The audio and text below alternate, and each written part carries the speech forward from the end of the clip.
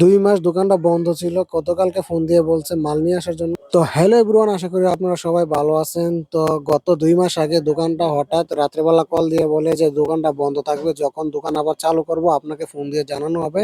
তো মূলত দোকানটা একটা মহিলা মানুষ চালায় ভিতর বাড়ি হওয়াতে। তো এটা হচ্ছে আপনার মন্ত্রীফুল থেকে একটু ভিতরে। তো আমি এখন মাল নিয়ে যাচ্ছি ভাবির দোকানে, তো আপনারাও সাথে থাকেন। তো এখানে ভালো মাল চলে, আমি প্রায় দৈনিক 10 থেকে 15 প্যাকেট মাল দিতে পারি। এর পাশাপাশি এই যে বাড়িঘরগুলো দেখতেছেন, এই বাড়িঘরের সব মহিলারা বা পুরুষরা আইতে যাইতে অনেকগুলো মালে আমার কাছ থেকে রাখে। এটা হচ্ছে আউট বিক্রি আর কি, বুঝছেন? এটা হচ্ছে মানে আউট মাল বিক্রি করা হয়।